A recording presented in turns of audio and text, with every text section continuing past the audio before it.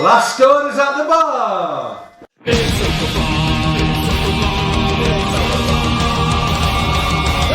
A night in with Mauler and the drinker, getting trashed with the web screen thinkers. A cheap night cause I'm feeling kinda thrifty, got a 10-pack of beers and a bottle of whiskey. Hop off the cork, have a glass of wine. As they'll say, I'll be fine. Trouble walking in a straight line, but pour me a Pinot Noir. It's open bar with our hosts, Mauler and the critical drinker.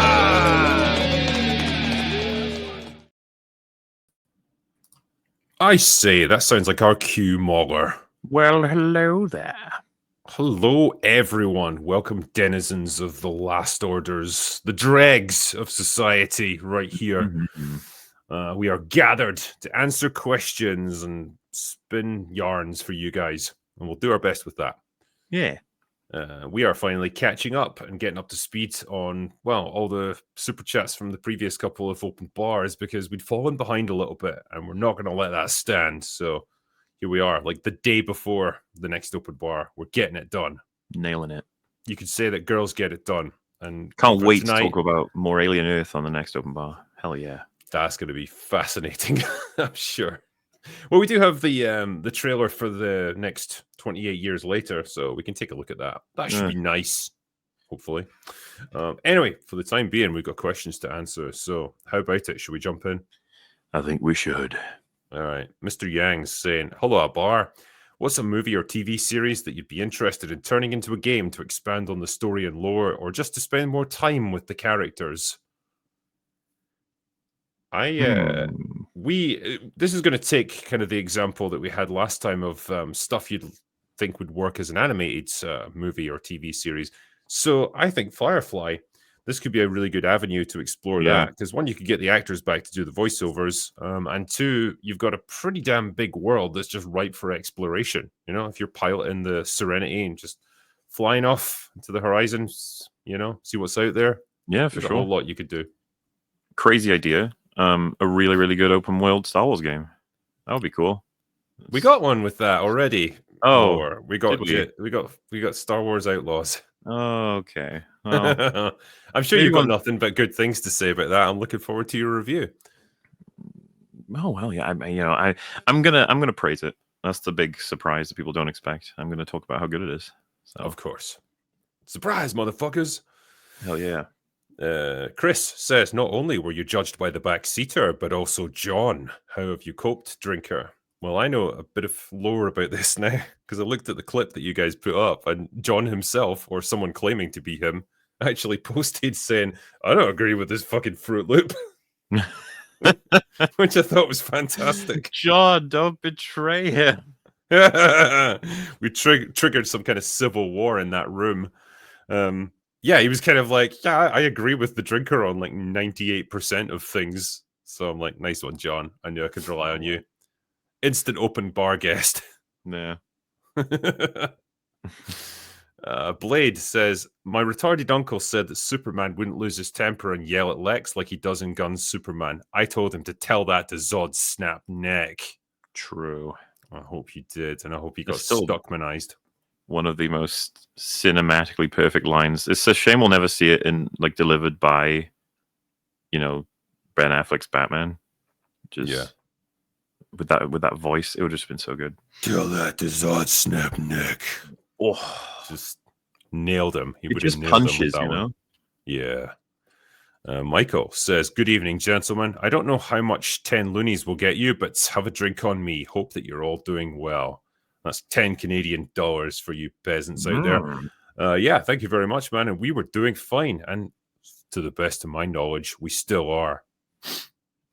Zeddy Boy says, in 1955, Doc Brown thought up the flux capacitor. He did. It was a good year for time travel.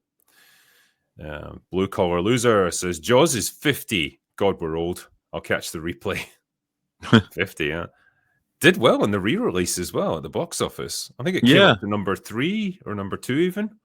Well, I was talking to Gary about it, I think, on the Alien stream we did, or Real BBC, but it like struck me for a moment of like, how the fuck isn't there a Jaws remake? That seems like the most obvious cash grab thing ever. And I think someone had mentioned that Spielberg's blocking that for as long as he can. Ah, good. Yeah. But he won't be able to block it forever. I mean, who else is going to be able to deliver that monologue? Nobody. No, Like it'll be Robert horrible. Shaw. Dude, Zemeckis and Spielberg will die the same day, and then the following day it'll be like Back to the Future and Jaws remakes. Whoa. Yeah, like the studios will probably have like scripts and everything just ready to go, They like will be actors lined up. desperate because those are two chunky boys, you know, like those are ripe to be remade and presumably gain them a bunch of money. I would see all the penny pushing assholes at the top of studios being like, those are the ones we really want. 100%, get them as soon as possible. I mean, like, you can essentially just give us a more realistic shark. That's pretty much all you're going to get out of that movie. Like, you can't improve upon it from a directing point of view, or tension, performances, anything like that. Knife wielding women says, surprised that Drinker can show his face after the thrashing he received from John's friend's video. True. Well, that's the reason I'm not on camera right now. You see, I've had to hide my face in shame. Yeah, man, I understand. Just call me Punished Drinker from now on. Mm-hmm. John Slade says, Mahler, I watched The Prestige after your high praise. It was incredible, and I can see why it's one of your favorites. Yeah, I mean, Az has talked about it, but I did show him it about, I want to say a year ago now, maybe more, I don't know. Mm-hmm. But it was a very fun experience watching him piece things together and then talking about what it all could mean and come together with. And I just get infinite joy out of rewatching that film. It took a lot to dethrone T2, right? But it wasn't many years after Prestige came out that I was like, oh shit, I think this is my favorite film. Damn. Well, no one will be proud to know that. Not when he hears what I have to say about it, Stella. Yeah. Master of Puppets says, what do you think will happen first? George R.R. Martin writes his next Game of Thrones book, or the MCU will make a string of films as good as Phase 1 and 2? Oh, well, the second one's never going to happen again, so... Man, the MCU producing a good film is a big, like, can they do it? Yeah. Mm. Texas Sam says, help Drinker. I've now shown my son RoboCop. Now anytime I have anything in my hands, he tells me to drop it. That's perfect. Good. I don't need to help you. You've achieved perfection there as, Father of the Year. Nice. Blue says, also the trailer for Sisu 2 is exactly what I want. I mean, it looks pretty fun. I very much enjoyed that first movie. It's every so often I get reminded that it exists because I kind of forgot about it after seeing it as much as I enjoyed it. And then I'm like, oh yeah, that movie was really fucking fun. I'm not sure it needed a sequel, but I think again it was something that I was mentioning to Gary. It's kind of a shame about this era. There's still stuff that's good. There really is, and stuff to recommend. But like none of it is quite, none of it quite crosses the line into, oh my god, this is iconic and an all-time great, and we're going to be talking about this indefinitely. Yeah. These are just like mid-level good movies that are fun. And we used to get them all the time. That's the difference. Like they stand out now because it's like, oh wow, it's like a tiny oasis in a desert. Rhonda says, question for you. If there's one video game that had bad or complicated mechanics but has an amazing and compelling story and lore, cheers to the bar. So basically, great story, shit gameplay, or really crappy mechanics. I mean, I hesitate to say it because I think the mechanics are exactly what they need to be for the experience they're going for in the game. But a lot of people said this about Soma, that it's, the story is incredible, but it's just a walking simulator and you press buttons or run.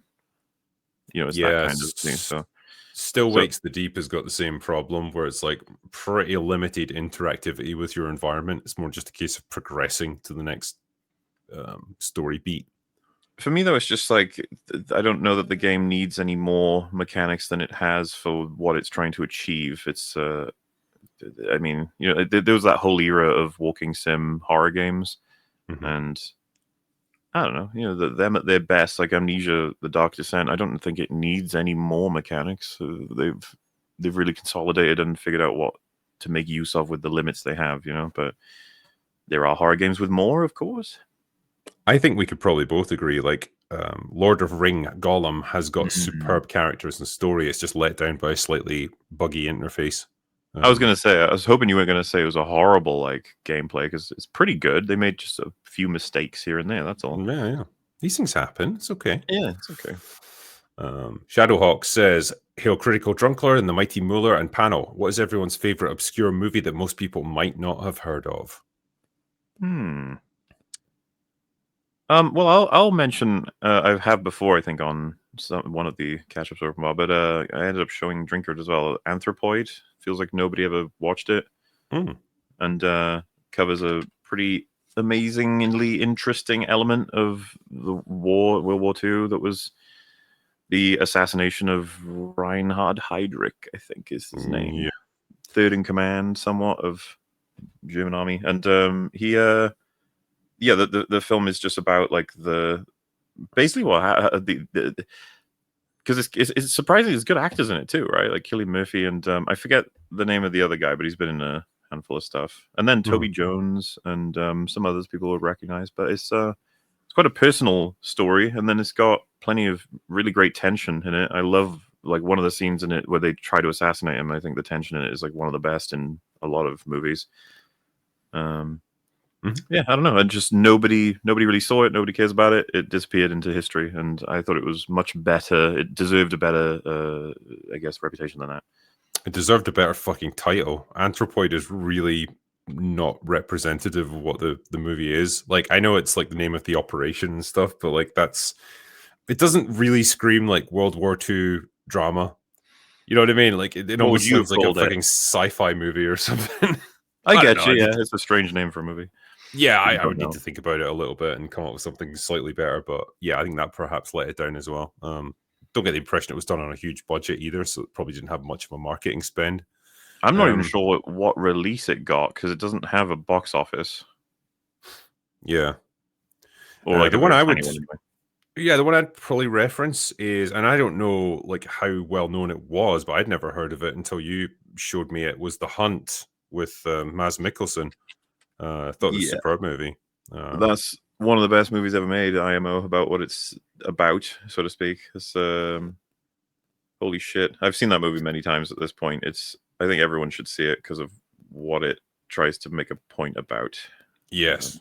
But yeah, absolute rock solid performances all round, superbly shot, dialogue's great, it's all very naturalistic and terrifyingly believable as well. I think that's the most chilling thing about it.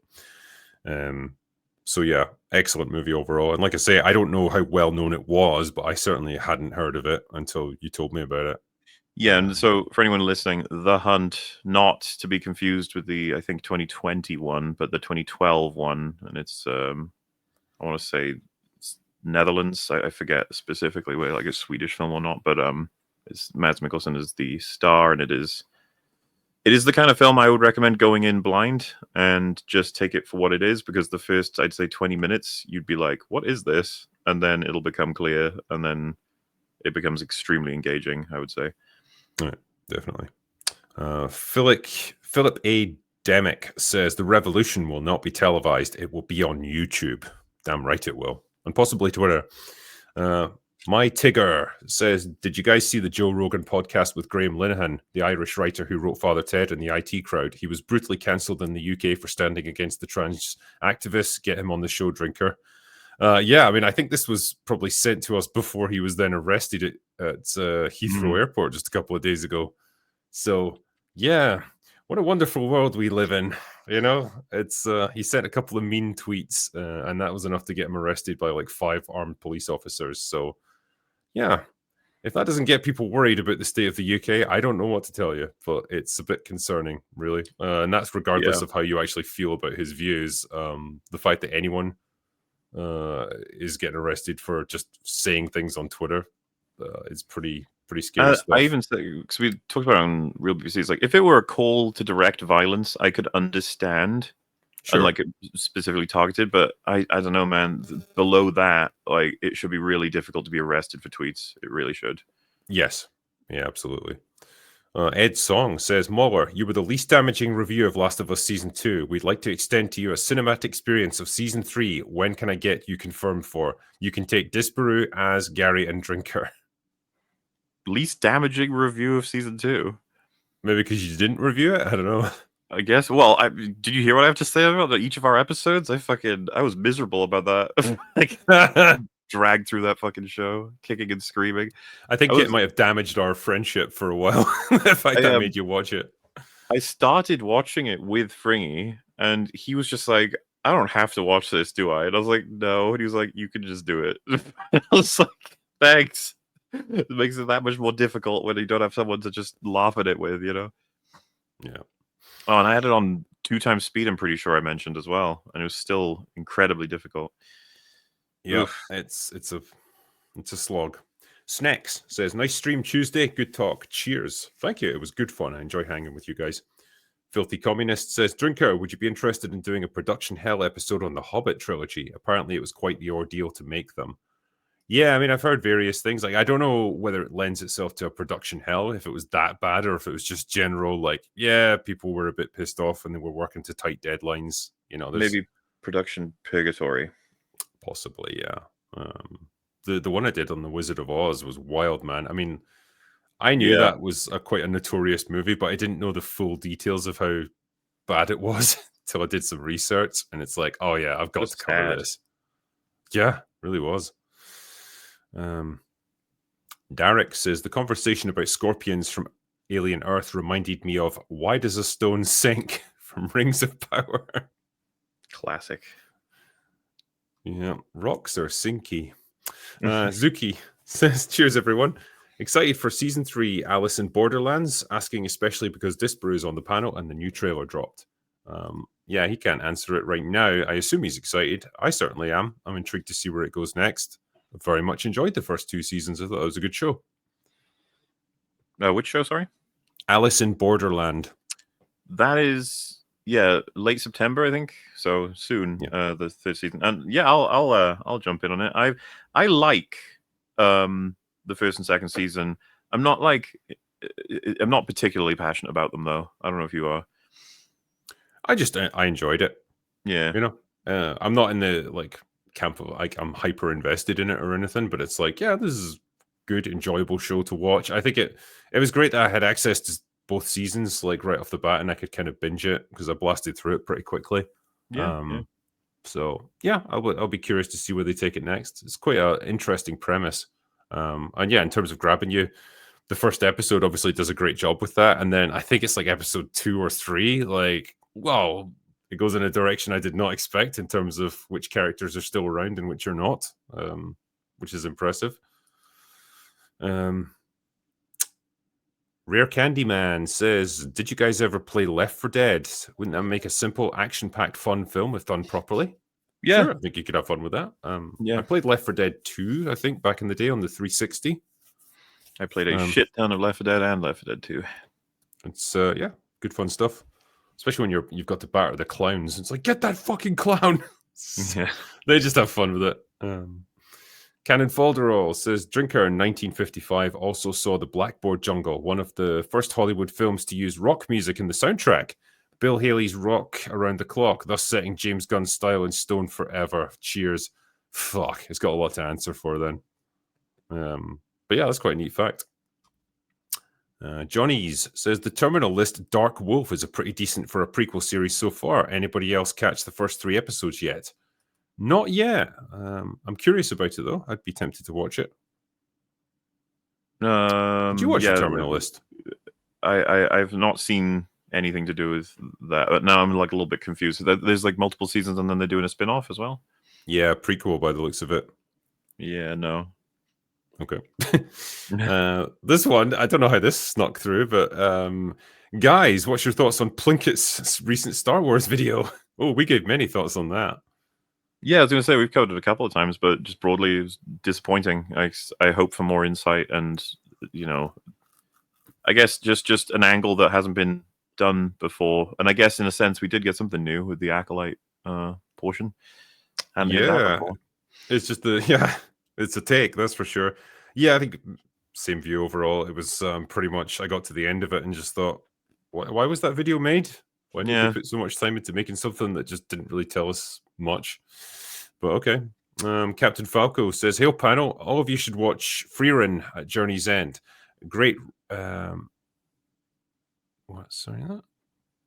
Yeah.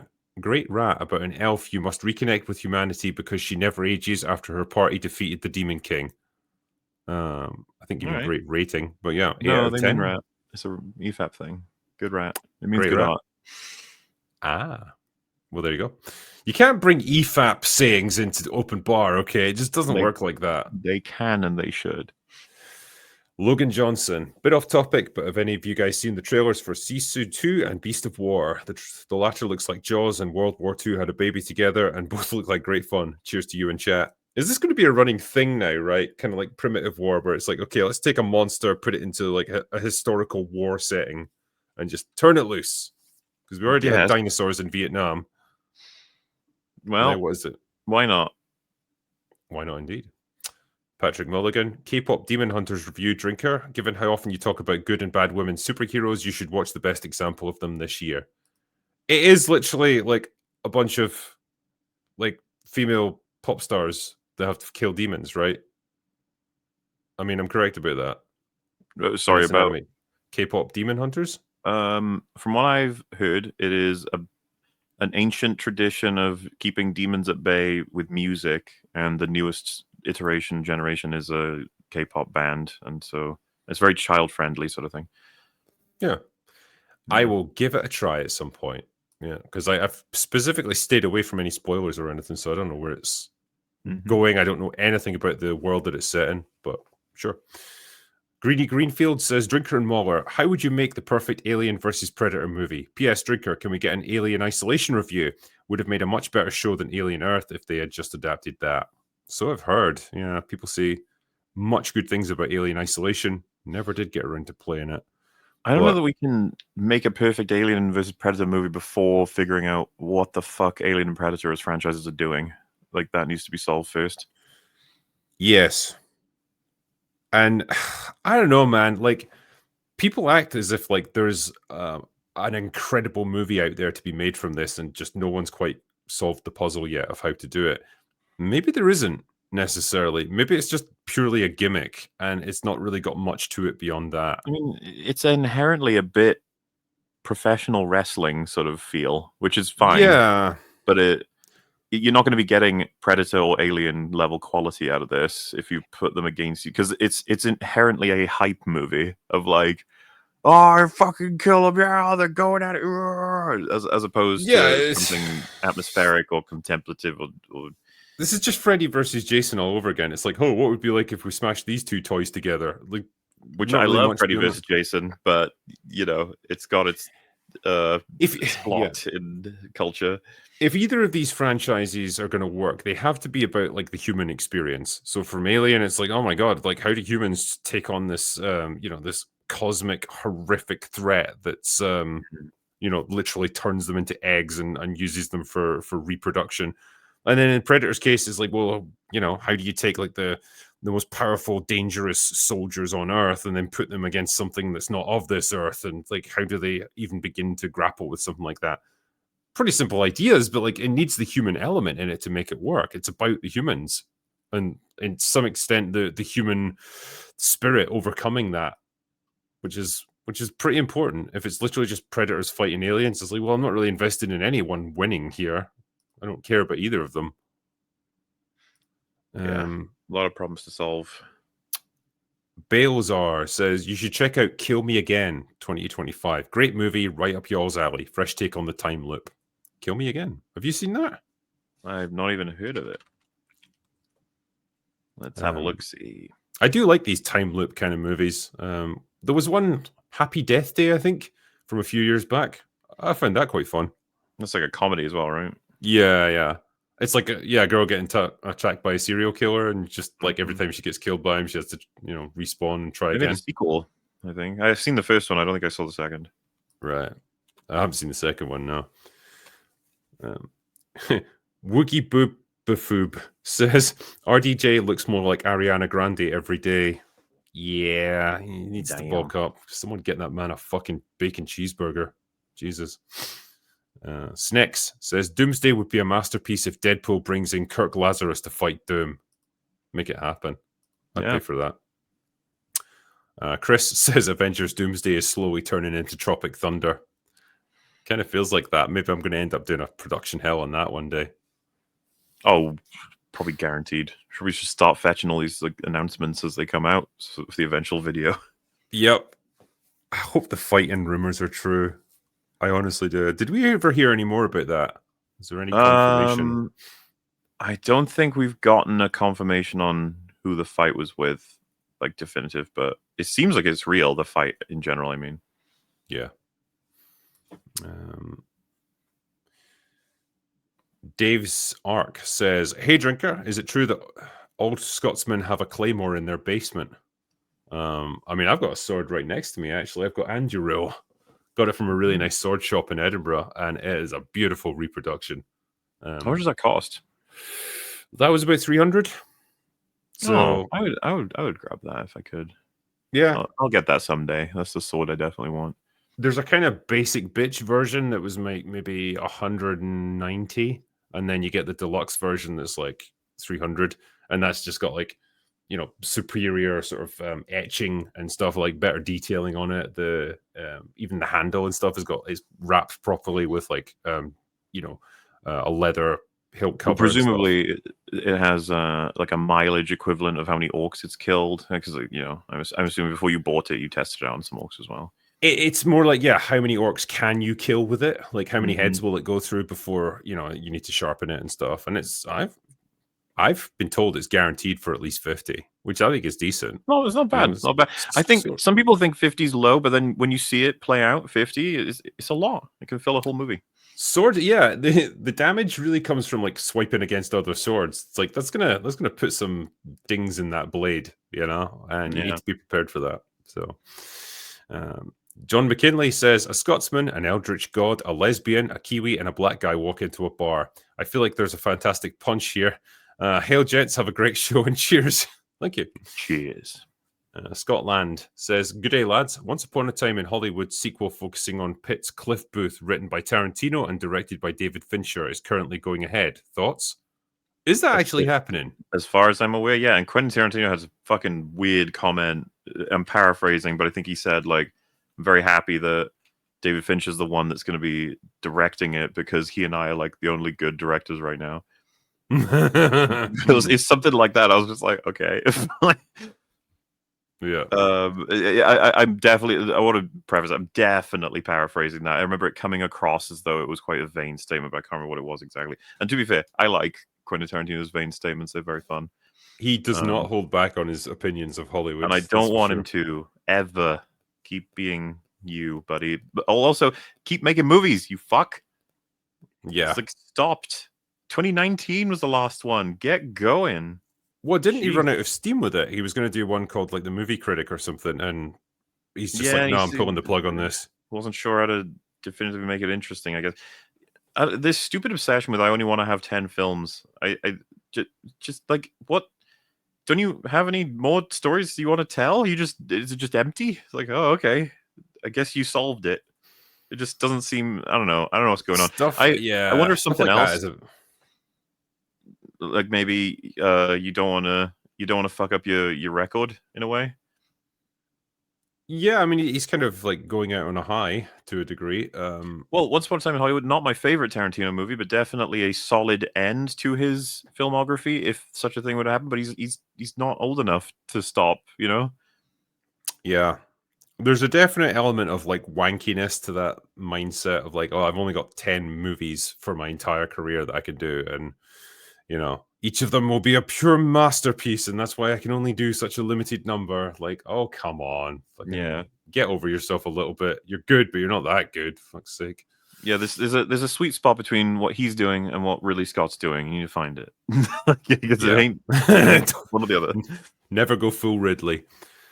The Rad Dad Realtor says, "Saw F1 in theaters, and I'm glad I did. Really enjoyed it." Excellent. So did I. Just not enough other people did. I tried to recommend it, and I don't think that many people saw it. Robot Dews says, "MJ Bassett did better on Solomon Kane, which just proves that men are better than women at directing." Yeah. MJ Bassett's trans, so started out as a man, is now a woman. Yeah, I mean, like, his filmography is actually quite interesting. Let's see. So, yeah, Death Watch, which I actually am quite a fan of. Nice little horror movie from the early 2000s set in World War One. That was his first film. Solomon Kane, Silent Hill Revelation. Let's not talk about that. Is Death Watch? That's not the one I'm thinking of. Is it with is Andy Serkis in that? Yes, he is. That is that film. I loved Yeah. the isn't it Twisted Pictures that produced that or something? I love their I could be wrong, but I love it's like a bunch of barbed wire and then a stake goes in it and wraps it all up. I remember being like, that's cool. It was made by Apollo Media, Bavarian Film. Probably just I know it's got something to do with barbed wire in that film though. It is. Andy Serkis dies a really horrible death with it. It just kind of like impales him and goes right through him, like kind of getting. It's like getting flossed to death by barbed wire. And yeah, I think it's Jamie Bell who's the main character. Like, kind of puts him out of his misery. But yeah, it's a good premise. The squad that gets separated from everyone else, they take over this abandoned German trench, and then one by one start to get picked off. And you find out at the end that there's a bit of a twist to it and why they're there and what it all means. It's neat movie. So yeah, he'd done stuff like that, but then, you know, Solomon Kane, 2009, very underrated movie. Silent Hill Revelation, pretty shit. Lot of TV stuff. Reacher, The Terminal List, Fubar. Ash versus the Evil Dead, actually. 4 episodes of that. Yeah, not bad. So clearly, like, not necessarily a director lacking in skill, but you'd never know it from Red Sonja. Next question is... Deval says, where's Shad when you need him to talk about armor? I know, we should have got him on for that, actually. He could have given us some insights. Griff Nizzle says, to be fair, he also directed Solomon Kane, which was criminally underrated. Yep, 100% agree. Mega Spidey Man, to all favorite Jonathan and Martha Kent, and why them? Probably the 78 Smallville and Man of Steel for me, just great. Yeah, I think I remember John and Martha Kent being, you know, played by really good actors in the Richard Donner movie. That's probably the benchmark there, right? Isn't it? Yeah, I mean, and in Smallville, they're very good as well. From what I remember. I don't even know what to make of the version in the James Gunn movie. They're on screen for about 15 seconds. Yeah, I can't really say anything about that. Hopefully they get more next time. I don't know. The Rad Dad Realtor says this has to be great hammered. Not even sure what that was. We were referring to at the time. Probably Red Sonja. Superfly, I need a word for this thing that happens when a mid to bad film gets treated like a 10 out of 10 just because everything else is garbage. 0 out of 10. What do we call that? Relativism? Yeah, I guess. The magic of lowered expectations, perhaps? Yeah. Slack Attack says, Red Sonja, nah, it'll be fine. But it wasn't fine. No. Eatman says, Tarantino's 10-movie max rule applies to Spielberg, Scott, Nolan, and Cameron. Wouldn't we miss some great stuff as well? Elevate or cap their legacy? Well, yeah, I mean, we'd miss out on a lot of great stuff. Yeah. I would rather a director pressed on and maybe had like a couple of substandard films at the end of their career and then realize, yeah, I don't have it anymore, and then quit, rather than, you know, give up too early and miss out on some great stuff, or, you know, going full Ridley Scott and just keeping making films even though you lost the knack about 15 years ago. You know, there's a middle ground there. So I think that's probably the ideal. Darth Maul's lower half says, Klaus Kinski and Werner Herzog on the set of Fitzcarraldo is still the best fight. Kinski went so mad that the South American natives offered to kill him. This is true, by the way, because they thought he was possessed by demons. Yeah, I did a production hell video on that movie, and holy fuck, that guy was insane.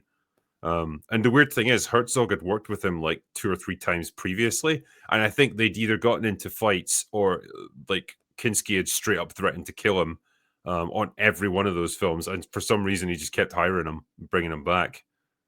Absolute nightmare to work with. And yeah, the natives thought he was insane, and they said, like, yeah, we can have him killed if you want. We can sort that out, because they were so sick of like dealing with him. I just think that's brilliant. Mm-hmm.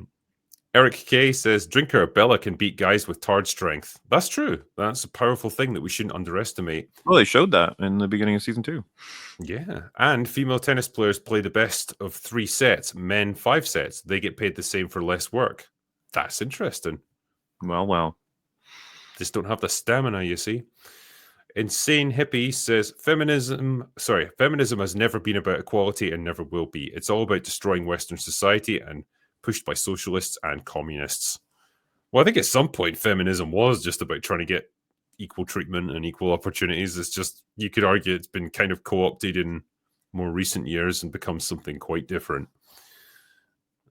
Johnny's says, head from the shark hunt, would you? Be honest. What? I don't know. I don't get that. Jay Fraser says, hail gents, in recent years, which young actors or actresses do you consider breakout stars in the era of no film stars? And you can't say Sydney Sweeney's breasts. Fuck. Oh. That would have been 2 answers right there. I would say, I don't know if it counts, but Austin Butler, he's quite impressive. How old is he? 34, so, you know. Anya Taylor-Joy, I mean, I think she's a pretty interesting actress. You know, less of a breakout star now because it's like she's kind of well established. But, you know, what was it, maybe 10 years ago? It was The Witch that really put her on the map, wasn't it? I think that's what... Well, it was that, and funnily enough, I think it was Split.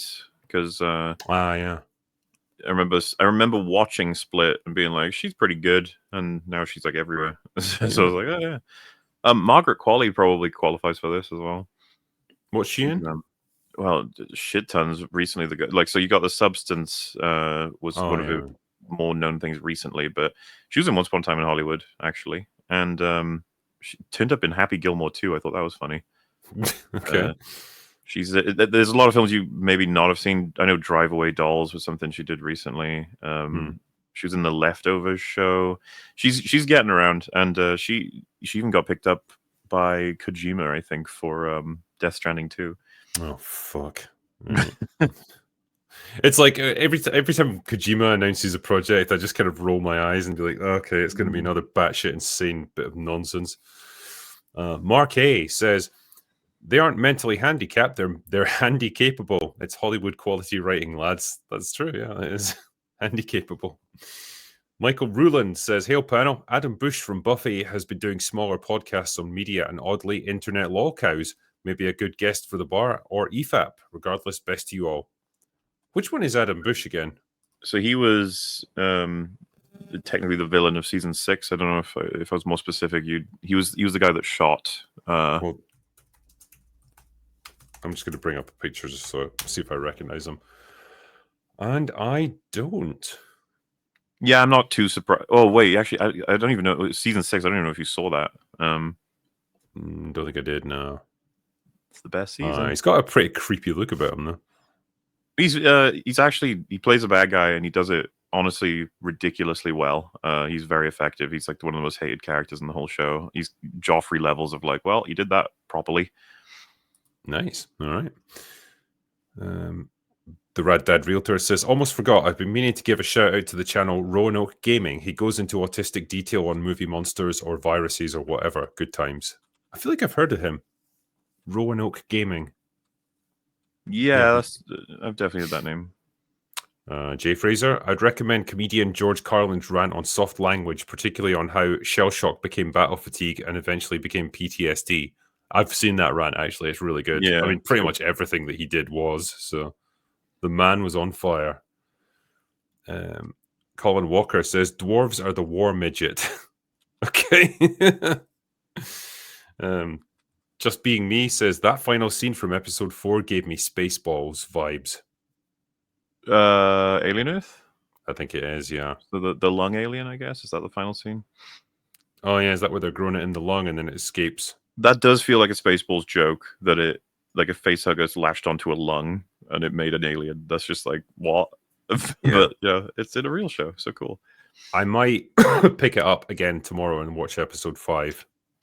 5 is different. I still think it's absolute shit. We can talk about that, but it's they give you the flashback of the whole ship and how it got destroyed or how everyone died on it.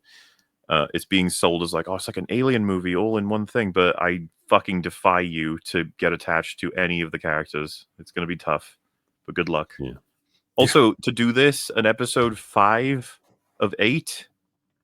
It's like, do you guys think we should be working on the characters that are the main cast? And it's like, no, we're going to flash back and show you how all these guys died. You're like, why? But it's clever, Mauler, and it's unconventional. It subverted all your expectations.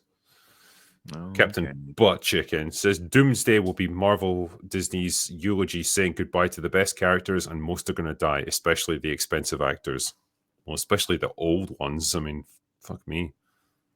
If they can even make it through filming, I'll be impressed. Clark says, off topic, but have you all noticed terrible movies getting clipped up and presented as amazing on socials? I've seen a couple from Jamie Foxx Robin Hood movie recently and can't help but laugh. Yeah, this pisses me off actually, where it's like they'll take like one clip of like maybe 5 seconds where it's just a really nice visual or like one particularly impressive set piece moment and be like, how can y'all hate on this movie? It's pure cinema. It's like, yeah, you're missing the other 99.5% of it, which is pure crap. Like, yeah, it doesn't. It's just I don't know. It's engagement farming or some bullshit like that. Mark Gans says, Alien Earth. Let's not forget the 12-year-old characters are the same age as Stand By Me characters. Terminator robot bodies or not, I'd take the Stand By Me characters any day. Yeah, okay, fair. Jay Fraser, congrats Mauler on EFAP 350. How did you find handling this anniversary compared to years past? Looking forward to your 14-hour Star Wars Outlaws review. They somewhat run the same, and a little bit of what I'm more focused on is just making sure I could stay awake for the whole thing and continue to talk as opposed to falling apart. And another big thing is just trying to get people in who are available and balancing all of that while simultaneously, I've got a huge notepad filled with options of what we could cover and stuff, and it's just like awkward to juggle all of it. But generally, I think it went well. As many years go, it's a bit of a clusterfuck, but an entertaining one. Yeah, I think it's the best you can hope for, really. The Imperial Brick says a Plague Tale could have been a movie instead. Probably could have been, eh? Sure. Verbs says, any tips on making a pop culture YouTube channel? Well, you probably want to find a thing which is popular at the moment, like something that's in the news, whatever, and try and follow that as a trend. Yeah, that's the only way these small channels get any sort of traction initially, is just to find something that people are looking for anyway, and then try and offer some interesting or like at least entertaining insight on it. Got a big old Venn diagram. Make sure to talk, especially if you're a budding channel, about new things. Try and, I hesitate to say this because it sounds mean, but don't bother if you've got nothing new to say, because it's just like pointless, and it won't be satisfying for you creatively anyway. But if you've got something that you think like an angle that a lot of people aren't quite tackling, absolutely pursue it. And then, of course, the third of the circles, really try to stick to the stuff you really do care about, as opposed to, well, this is coming out, I better talk about it, even though I don't care. Yeah. No, I think it's good tips. Young Sykes says, boys, have you heard of a game called Look Outside? I haven't, no. Is that wasn't what was the stop motion one you were showing? Oh, that was Out of Words. I do know about Look Outside. It's like a Lovecraftian sort of retro game that someone made. I remember seeing the trailer for it, and I thought it looked pretty cool. I mean, I think it would appeal to you, wouldn't it? It's Lovecraftian. I don't know what you're talking about. The Hidden Duck says, on the subject of 90s cheese with soul, have any of you watched Mortal Kombat Conquest? It has it all. Good fights, 90s CGI, and Playboy models. Best live action Shao Kahn as well. So which one is Conquest? Is that the first one? It's just Mortal Kombat movies. The 1995 one I liked. So, is this the... No, wait, it's 1999. I don't know what this is, Mortal Kombat Conquest. I don't think I ever saw this. Yeah. Oh, wait, this is a TV show. Yeah.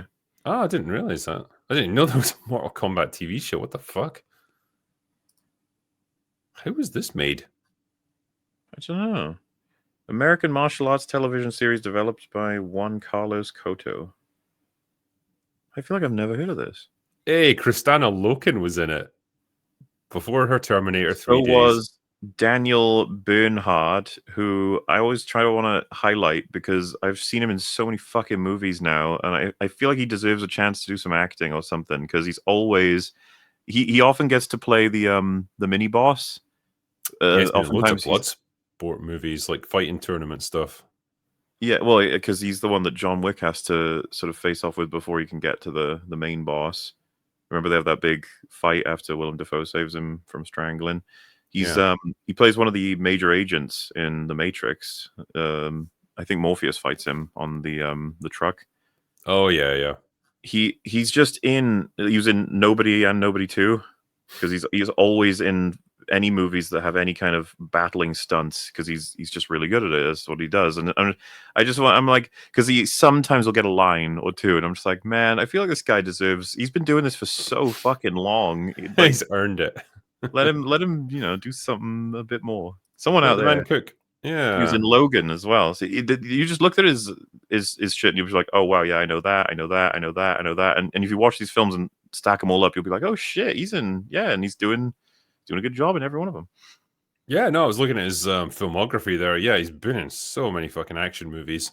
Problem is now he's like 60, so See, to me, that's proof of why we should get him, something, because he's not gonna be able to do the just punching and shooting stuff for much longer, as opposed to someone else. Maester Marwin says, I saw in Nobody 2 that the brother does the Ghost of Tsushima sword swipe with no sleeve. How would you rate this in the stupidest things in movies? I mean, it's pretty high up there. Yeah, there's a lot of stupid stuff in Nobody 2, that's for sure. I rewatched Nobody 1. I really like that movie, and you just know when they make a Nobody 2, you're like, it's not gonna be the same. Like the first half an hour of Nobody 1 is just learning about him and his life and how unsatisfied he is and his identity being like carved away and this sort of like fury that's bubbling beneath and how to express it, and then hunting down those people because his daughter's bracelet was gone. You didn't care about the money, it was just that, and then they don't have it, and he's trying desperately to figure out, like, do I hit them, do I kill them, and they're like just a struggling family, and he's like, fuck, and he just leaves because he doesn't know what to do. And then the universe offers him a whole bunch of like Russian thugs that are targeting some innocent woman. And he's like, he's like so happy because like, I get to do this in a healthy way. Thank fuck. And then of course you get the bus scene. I feel like they were never going to be able to recreate all of that because there's so much heart in that movie. And it's so I mean, like, because he's essentially completed his character arc by the end of the first film. There's no real there's nowhere else to take him, and so it's really just him hovering in place and just doing stuff because his family's under threat and like he wants to go on vacation now. Like that's all it is. And so it's fine just for mindless action, but then there's no heart to it really. I really like the transition of tone in Nobody from Act 1 to 2 to 3. By the time you get to 3, it gets borderline too goofy, but I think it works like for what they're going for. But it seemed to me that Nobody 2 is just Act 3 of Nobody 1, but for the whole film. I think that's pretty much bang on, yeah. And Jason Webster here says, even Pigs in Space is way more enjoyable and culturally profound than Kurtzman Trek. I mean, that's a low bar for sure, but yeah. What even is Star Trek now? No one talks about it. There's nothing going on as far as I can tell. There's so fucking much of it, Like I hear about a new show coming out every day. I'm just like, God. Yeah, who watches them? What's their business model? How do they even turn a profit? I've no fucking idea. Nobody knows. Yeah, as much as like the damage that's been done to Star Wars, I think that's been done even worse to Star Trek. It's like culturally inert at this point. Like people don't even talk about how bad it is. There's just nothing there. Dead. Anyway, on that happy note, that's the end of Open Bar Last Order. So thank you. Thanks for sending us all your super chats there, and glad we were able to get through them here today. It's from me and Mauler, that's all we got for today. So go away now. Bye.